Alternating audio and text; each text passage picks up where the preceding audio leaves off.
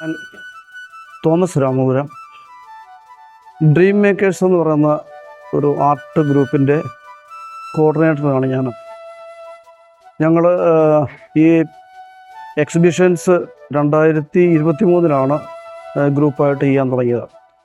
ആദ്യത്തെ എക്സിബിഷനിൽ 6 ആർട്ടിസ്റ്റുകളാണ് തിരഞ്ഞെടുത്ത 6 ആർട്ടിസ്റ്റുകൾ അവരുടെ ചിത്രങ്ങളുമായിട്ടാണ് ഞങ്ങൾ തുടങ്ങി വെച്ചത്. ഇപ്പോൾ ഏതാണ്ട് 60-ൽ പരം ചിത്രകാരന്മാർ, അതായത് സീനിയറായിട്ടുള്ള ഒരു ബഹുഭൂരിപക്ഷവും 90% സീനിയറായിട്ടുള്ള ആർട്ടിസ്റ്റുകളാണ് ഈ ഗ്രൂപ്പിലുള്ളത്.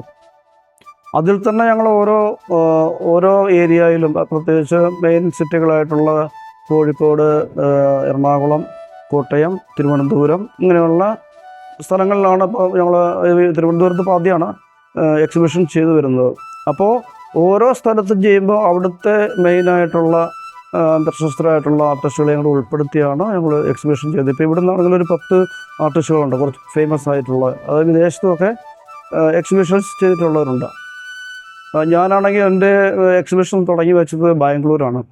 അവിടെ സെൻട്രൽ പാർക്ക് ഹോട്ടൽ എന്ന് പറയുന്നത്, അവിടെ അവരുടെ ഒരു കൊറിഡോറിൽ ആദ്യം ചെയ്തു. പിന്നെ ചിത്രകലാ പരിഷത്ത് ബാംഗ്ലൂർ ചെയ്തു. പിന്നീട് പിന്നെ കേരളത്തിലേക്ക് വന്നു കഴിഞ്ഞാൽ Kozhikode, Ernakulam Darbar art gallery, Kottayam Lalithakala Akademi art gallery, അങ്ങനെ ആ പ്രദേശത്തുള്ള കുറച്ച് ഫേമസ് ആയിട്ടുള്ള അക്കാദമി ഗാലറികളിലാണ് ഞാൻ ചെയ്തിട്ടുള്ളത്. ഒരു 6 സോളോ ചെയ്തിട്ടുണ്ട്, 13 ഗ്രൂപ്പ് ഷോയും ഇതുവരെ ചെയ്തിട്ടുണ്ട്. അപ്പോൾ ഇതുവരെ ചെയ്തതിൽ ഫോർട്ട് കൊച്ചിയിലാണ് നമുക്ക് കൂടുതലൊരു ഈ എക്സിബിഷനിൽ കൂടുതൽ റെസ്പോൺസും അതുപോലെ തന്നെ നമുക്ക് പെയിൻറ്റിങ് കൂടുതൽ സെല്ല് ചെയ്യാൻ പറ്റിയിരുന്നു. കഴിഞ്ഞ ഒക്ടോബർ ചെയ്തിരുന്നു. ഞങ്ങൾക്കൊരു 39 വലുതും ചെറുതുമായിട്ടുള്ള കൂടുതലും ചെറിയ വർക്കുകളാണ് അവിടെ സെയിൽ ചെയ്യാൻ പറ്റിയത്. കാരണം അവിടെ കൂടുതലും വിദേശികൾ വരുന്ന അതൊരു കഫേയും അതുപോലെ തന്നെ ഒരു 3 വലിയ റൂമുകൾ ഉൾപ്പെടുന്ന ഒരു ഗാലറിയാണ്. അപ്പോൾ അവർ കഫേയിൽ വരുന്ന ആളുകൾ നമ്മൾ എല്ലാവരും മസ്റ്റായിട്ട് ചിത്രങ്ങൾ വീക്ഷിക്കുന്നുണ്ട്, ഇഷ്ടപ്പെട്ട വാങ്ങിക്കുന്നുണ്ട്. അപ്പോൾ കേരളത്തിൽ ശരിക്കും ബിസിനസ് നടക്കുന്ന ഒരേ ഒരു സ്ഥലം ഫോർട്ട് കൊച്ചിയാണ്. അപ്പോൾ അതുകൊണ്ട് ഞങ്ങൾ 3 വർഷമായിട്ട് ഞങ്ങൾ തുടർച്ചയായിട്ട് ചെയ്യുകയാണ്. ഇനിയും എല്ലാ വർഷവും അവിടെ ചെയ്യും. അത് ഞങ്ങളുടെ ഏറ്റവും മെയിനായിട്ടുള്ള ഒരു ഗാലറിയാണ്. പിന്നെ അതോടൊപ്പം തന്നെ ഞാൻ പഠിച്ചത് കോളേജ് ഓഫ് ഫൈൻ ആർട്സിലാണ്. അപ്പോൾ ആ ഒരു എക്സ്പീരിയൻസും എൻ്റെ സ്വന്തം നാട് പോലെയാണ് തിരുവനന്തപുരം. ഇവിടുത്തെ കലാകാരന്മാരുടെ ഒരു കൂട്ടായ്മ, അതുപോലെ തന്നെ സാംസ്കാരികമായിട്ടും വളരെ മുൻപന്തി നിൽക്കുന്ന ഒരു ജില്ലയാണ്, ഒരു സിറ്റിയാണ് തിരുവനന്തപുരം. അപ്പോൾ ഇവിടെ ഒരു എക്സിബിഷൻ ചെയ്യണമെന്ന് ഒരു ആഗ്രഹം ഉണ്ടായിരുന്നു. അതാണിപ്പോൾ ഞങ്ങൾ ഇവിടെ ചെയ്യാൻ ഞങ്ങൾക്ക് സാധിച്ചത്. അപ്പോൾ ഇനിയിപ്പോൾ ഇവിടുത്തെ ഇന്നലെയാണ് ഫെബ്രുവരി 16 ഞങ്ങൾ ഉദ്ഘാടനം ചെയ്യപ്പെട്ടത്. ഇന്നലെ ഇവിടെ അവധിയായിരുന്നു. അതുകൊണ്ട് കുറച്ച് ആളുകൾ മാത്രമേ ഇവിടെ വിസിറ്റ് ചെയ്തിട്ടുള്ളൂ. അപ്പോൾ ഇന്ന് മുതൽ കൂടുതൽ ആളുകൾ വിസിറ്റ് ചെയ്യുമെന്ന് പ്രതീക്ഷിക്കുന്നു. ചിത്രങ്ങൾ വിൽക്കാൻ സാധിക്കുമെന്നും പ്രതീക്ഷിക്കുന്നു. പിന്നെ നമ്മുടെ കേരളത്തിലുള്ളൊരു പ്രത്യേക ഒരു കാര്യം എന്ന് പറഞ്ഞു കഴിഞ്ഞാൽ, ആർട്ടിനെ നമ്മൾ മീഡിയ കൂടുതലായിട്ടൊന്നും സപ്പോർട്ട് ചെയ്യുന്നില്ല. അതൊരു ന്യൂനതയാണ്. ആ സപ്പോർട്ട് ചെയ്യാത്തതുകൊണ്ട് ഇത് ജനങ്ങളിലേക്ക്, ഇത് ആർട്ട് ലവേഴ്സിൻ്റെ അവരുടെ അടുത്തേക്ക് നമ്മുടെ ഈ എക്സിബിഷനെ കുറിച്ചും പെയിൻറ്റിങ്ങിനെ കുറിച്ചൊന്നും എത്തുന്നില്ല. അതൊരു ന്യൂനതയാണ്, ഒരു കുറവാണ്. അപ്പോൾ ഇനിയെങ്കിലും ഒരു മാറ്റം വരും എന്ന് പ്രതീക്ഷിക്കുന്നു. അതുപോലെ തന്നെ നമ്മുടെ മലയാളികൾ നല്ല വീട് വയ്ക്കും, 2 നില വയ്ക്കും, അല്ലെങ്കിൽ കൂടുതൽ 2000 സ്ക്വയർ ഫീറ്റിലൊക്കെ ചെയ്യും. അവർ വീട് വെച്ച് കഴിഞ്ഞ് അവർ അതിൻ്റെ ഹൗസ് വാമിംഗ് ഒക്കെ വളരെ ഗംഭീരമായിട്ട് നടത്തും. മറ്റ് ആഘോഷ പരിപാടികൾക്ക് ലക്ഷങ്ങൾ ചെലവഴിക്കും. പക്ഷെ അവരൊരു പെയിൻറ്റിങ് പോലും അവിടെ വെക്കുന്ന ഒരു ശീലം വന്നിട്ടില്ല. അപ്പോൾ അങ്ങനെ ഒരു ശീലം വന്നാലേ നമ്മളൊരു പുതിയ വീട് വയ്ക്കുമ്പോൾ 2 പെയിൻറ്റിങ് എങ്കിലും വയ്ക്കുക. അപ്പോൾ കുറേ മാറ്റം വരും, കുറേ ആർട്ടിസ്റ്റുകൾക്ക് അവസരങ്ങൾ കിട്ടും. അപ്പോൾ അവർക്ക് വീണ്ടും ചെയ്യാനുള്ള ഒരു പ്രചോദനം അതിൽ നിന്ന് കിട്ടും. അപ്പോൾ ഭാവിയിൽ അങ്ങനെയുള്ള കാര്യങ്ങൾ നടക്കട്ടെ എന്ന് വിചാരിക്കുന്നു. അപ്പോൾ ഈ എക്സിബിഷനിൽ ഞങ്ങൾ 23 ആർട്ടിസ്റ്റുകളാണ് ഇതിനകത്ത് പങ്കെടുത്തിരിക്കുന്നത്. അപ്പോൾ ഇവിടെ വച്ചിരിക്കുന്ന വർക്കുകളിൽ ബഹുഭൂരിഭാഗം ചിത്രങ്ങളും എബോ സ്റ്റാൻഡേർഡിലുള്ള ചിത്രങ്ങളാണ്. അതുപോലെ അന്താരാഷ്ട്ര തലത്തിൽ ഹോളണ്ട്, ഓസ്ട്രേലിയ, സൗത്ത് ആഫ്രിക്ക, ഇങ്ങനെ ബോംബെ, അതുപോലെ തന്നെ ഡൽഹി, ഇങ്ങനെയുള്ള ഗാലറികളിൽ എക്സിബിഷൻ ചെയ്തിട്ടുള്ള സീനിയറായിട്ടുള്ള ആർട്ടിസ്റ്റുകൾ ഈ ഗ്രൂപ്പിലുണ്ട്. ഞാൻ എനിക്ക് പറയാനുള്ളത് ആളുകൾ ഇത് വന്ന് കാണുക, ഇഷ്ടപ്പെട്ടാൽ ചിത്രങ്ങൾ വാങ്ങിക്കാനുള്ളൊരു സന്മനസ് കാണിക്കുക. അത് ആർട്ടിനോട് ചെയ്യുന്ന ഒരു ഒരു എന്താ പറയുക, അതിനുള്ള ഒരു സപ്പോർട്ട് അല്ലെങ്കിൽ അതിനെ പ്രോത്സാഹിപ്പിക്കുന്ന ഒരു പ്രവണതയായിരിക്കും. ഇത്രയും ഞാൻ പറഞ്ഞുകൊണ്ട് അവസാനിപ്പിക്കുക. Okay, thank U.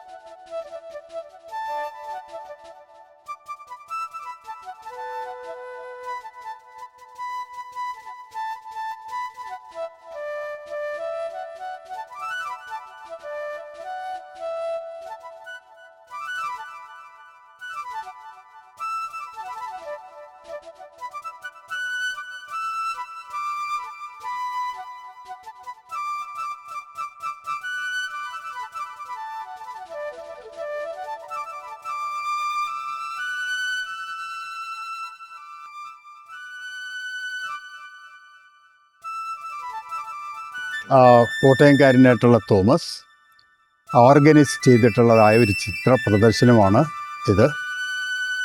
പല ശൈലിയിലും ചിത്രരചന നടത്തുന്നത് അനേകം ആൾക്കാർ, ഏകദേശം 20-ലധികം ആർട്ടിസ്റ്റുകൾ ചേർന്ന് നടത്തുന്നതായ ഒരു ചിത്ര പ്രദർശനമാണ്. ഇതിൽ എനിക്കും പങ്കെടുക്കാൻ സാധിച്ചതിൽ വലിയ സന്തോഷമുണ്ട്. ഞാനിപ്പോൾ ചെയ്യുന്നത് കുറച്ച് വലിപ്പം കൂടിയതായ പെയിൻറ്റിങ്സുകളാണ്. അത് ഇപ്പോൾ ഞാൻ എത്തിച്ചേർന്നതായ ഒരവസ്ഥയിൽ മെഷീൻ ഇമേജസ് ഉപയോഗിച്ചിട്ടുള്ളതായ പെയിൻറ്റിങ്സുകളാണ് ഞാൻ ചെയ്യുന്നത്. അതിനൊരു കാരണമുണ്ട്. ഞാൻ 3-4 ഘട്ടം കഴിഞ്ഞ ആളാണ്. തുടക്കം എന്നുള്ള രീതിയിൽ ഒരു 75 മുതൽ ഒരു 80-82 കാലഘട്ടം വരെ പോർട്രേറ്റും അതേപോലെ നേച്ചർ പെയിൻറ്റിങ്സുമാണ് ചെയ്തിരുന്നത്. എന്നാലൊരു 90 അത് കഴിഞ്ഞ ശേഷം ദാലിയും മാക്സ് ഏണസ്റ്റ് തുടങ്ങിയതായ സറിയലിസ്റ്റിക് പെയിൻറ്റേഴ്സ് എന്നിൽ അപാരമായിട്ട് സ്വാധീനിച്ചു. അവരുടെ ചിത്രങ്ങളെക്കുറിച്ചുള്ള പഠനം, അത് അതിൻ്റെ ഇവിടെ അന്ന് പ്രിൻ്റ് കിട്ടാനുള്ളൂ, അതിൽ നിന്നും ഉത്തേജനം, അതെല്ലാം കഴിഞ്ഞ ശേഷം ഞാൻ യഥാർത്ഥത്തിൽ സറിയലിസത്തിലേക്ക് വഴുതി വീഴുകയായിരുന്നു. ഈ സറിയലിസം എന്നെ 96 വരെ പൂർണ്ണമായിട്ടും, അല്ലാതെ വേറെ ഒട്ടും ചെയ്തിട്ടില്ല, മുഴുവൻ സറിയലിസ്റ്റിക് പെയിൻറ്റിങ്ങുകളാണ് ചെയ്തിരുന്നത്. 96 എനിക്ക് ഹോളണ്ടിൽ പോകാനുള്ളതായ ഒരു അവസരം ഈ സറിയലിസ്റ്റിക് പെയിൻറ്റിങ്ങുകൾ ചെയ്തു. കാരണം അന്ന് ഒരു ഇൻ്റർനാഷണൽ ആർട്ടിസ്റ്റ് ക്യാമ്പിൽ പങ്കെടുത്ത ഞാൻ യൂറോപ്പിലെ ആർട്ടിസ്റ്റുകൾ കൂടെ അതിലുണ്ടായിരുന്നു. അവരെ പരിചയപ്പെടുകയും ഹോളണ്ടിലെ 1-2 ആർട്ടിസ്റ്റുകൾ നിങ്ങളുടെ വർക്ക് ഹോളണ്ടിൽ പ്രദർശിപ്പിക്കുവാൻ താല്പര്യമുണ്ടോ എന്ന് ചോദിക്കുകയും ചെയ്തു.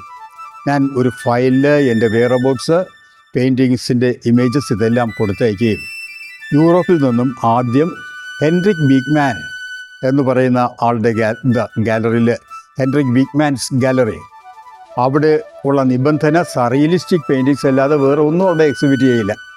മാത്രമല്ല അദ്ദേഹം കൊടുത്തിരുന്ന അഡ്വർടൈസ്മെൻറ്റ് മാരം എന്ന സ്ഥലത്ത് സറിയലിസം ഇൻ മാരം, ഹെൻറിക് ബീക്ക്മാൻ്റെ ഗാലറിയും അവിടെയാണ്. അങ്ങനെയാണ് അഡ്വർടൈസ്മെൻറ്റ് തന്നെ ചെയ്തിരുന്നത്.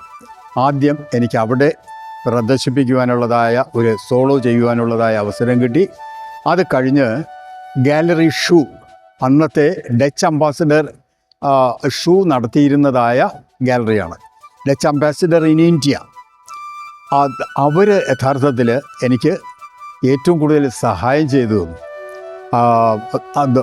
ഗാലറി ഷൂ ചെറുതായതുകൊണ്ട്, സ്പേസ് കുറച്ചേ ഉള്ളൂ അതുകൊണ്ട് അവർ ഗാലറി ഡി ആർട്ടിസ്റ്റ്, വലിയ സ്പേസ് ഉള്ളതായ ഒരു ഗാലറി വാടകയ്ക്ക് എടുത്തിട്ടാണ് എനിക്ക് തരുന്നത്. മാത്രമല്ല ഇനാഗുറേഷന് പണ്ഡിറ്റ് രവിശങ്കറിൻ്റെ ഹോളണ്ടിലെ ശിഷ്യന്മാരായ 2 യൂറോപ്യൻ വംശജരായിട്ടുള്ള 2 ആർട്ടിസ്റ്റുകൾ, അവർ അരമണിക്കൂറോളം സിത്താർ വായിച്ചിട്ടാണ് പെയിൻറ്റിങ് എക്സിബിഷൻ ഇനാഗുറേറ്റ് ചെയ്തത്. ഇത് കഴിഞ്ഞ് എനിക്ക് ഗാലറി ഡി സ്റ്റാളിങ് എന്ന് പറയുന്ന ഒരു ചെറിയ ഗാലറിയിൽ 98 ഒരു എക്സിബിഷൻ കൂടെ നടത്താൻ സാധിച്ചു. അത് കഴിഞ്ഞ ശേഷം ഞാനിപ്പോൾ ഇന്ത്യയിൽ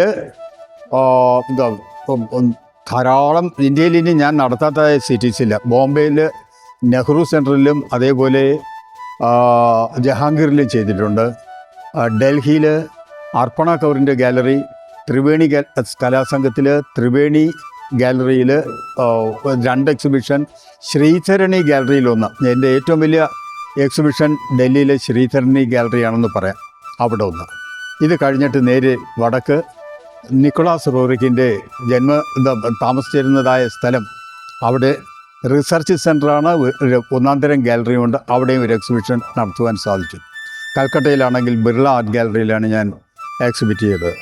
അതേപോലെ വിശാഖപട്ടണം, ഹൈദരാബാദ്, ബാംഗ്ലൂർ, ഇങ്ങനെ ഇന്ത്യയിലെ മിക്കവാറും നഗരങ്ങളിലെല്ലാം പ്രദർശനം നടത്തി. അപ്പോൾ എനിക്കൊരു തോന്നൽ വന്നു, ഇനി ചെയ്യേണ്ടത് ഇന്ത്യക്ക് പുറത്ത്, ഏഷ്യയ്ക്ക് പുറത്താണ്. അങ്ങനെയുള്ളതായ ഒരു പ്രോഗ്രാമിങ്ങിൽ കഴിഞ്ഞ വർഷം ആ, സൗത്ത് ആഫ്രിക്കയിലെ ദർബാനിൽ ക്വാസുലു നതാൽ സൊസൈറ്റി ഓഫ് ആർട്സ് അവർ നടത്തുന്നതായ വലിയൊരു ഗാലറിയിലെ ഒരു ചെറിയ മുറി എൻ്റെ സോളോ ചെയ്യുവാനായിട്ട് ത- ലഭിച്ചിരുന്നു. അത് വളരെ സക്സസ്ഫുള്ളായിട്ട് 1 മാസം നീണ്ടു നിന്നിരുന്ന സോളോയാണ്. ഗാലറി തന്നെ വളരെ വലുതാണ്. ഏരിയ 2 ഏക്കറോളം ഏരിയ വരുന്ന സ്ഥലത്ത് ഒരു ഗംഭീരൻ കഫറ്റേരിയ ഉണ്ട്. ധാരാളം ആർട്ട് ലവേഴ്സും എഴുത്തുകാരും ഒക്കെ വന്ന് അവിടെ ഇരുന്ന് സുഖമായി കോഫി ഒക്കെ കഴിച്ച് അതിനുശേഷം വന്നൊന്ന് പെയിൻറ്റിങ് കണ്ടിട്ട് പോവുക. അത്തരത്തിൽ നല്ല സൗകര്യമുള്ളൊരു ഗാലറി ആയിരുന്നു. മാത്രമല്ല, ഗാന്ധിജി സൗത്ത് ആഫ്രിക്കയിൽ വന്ന് താമസിച്ചിരുന്നതായ ഇന്നത്തെ അതിൻ്റെ പേര് ഫീനിക്സ് കോംപ്ലക്സ് എന്നാണ്. അവിടെ നിന്ന് കഷ്ടിച്ച് 1 കിലോമീറ്റർ അകലെയാണ്. അവിടെ നിന്ന് ധാരാളം ആൾക്കാർ എൻ്റെ പെയിൻറ്റിങ് കാണാൻ വന്നിരുന്നു. വളരെ സന്തോഷകരമായി തന്നെ എനിക്ക് പിന്നെ കേപ്പ് ടൗണിലേക്കും ജോഹന്നാസ്ബർഗിലേക്കും ചെന്നിട്ട് ഗാന്ധിജിയുടെ ജോഹന്നാസ്ബർഗിലെ ഗാന്ധിജി അവസാനം താമസിച്ചിരുന്നതായ വീട് ഇതെല്ലാം കാണാൻ സാധിച്ചു. ഈ അടുത്ത മാസം 12-ാം തീയതി ഞാൻ ഇവിടെ നിന്ന് ഓസ്ട്രേലിയയിലേക്ക് ഒരു സോളോ എക്സിബിഷൻ ചെയ്യാനായിട്ട് പോവുകയാണ്. സിഡ്നിയിലെ സറേ ഹിൽസിലെ ടാബ് ഗാലറിയിലാണ് എക്സിബിഷൻ നടത്തുന്നത്. ഇതൊക്കെയാണ് എനിക്ക് നിങ്ങളോട് പറയാനുള്ളത്. എൻ്റെ ഒരു പെയിൻറ്റിങ് ഞാനിതാ ഇവിടെ എക്സിബിറ്റ് ചെയ്തിട്ടുണ്ട്. ഒരു 6 അടി 13 അടി ഉള്ളതായ ഒരു പെയിൻറ്റിങ്ങാണ് ഇവിടെ എക്സിബിറ്റ് ചെയ്തിരിക്കുന്നത്. ഇത് ഓർഗനൈസ് ചെയ്ത എല്ലാവർക്കും എൻ്റെ നന്ദി.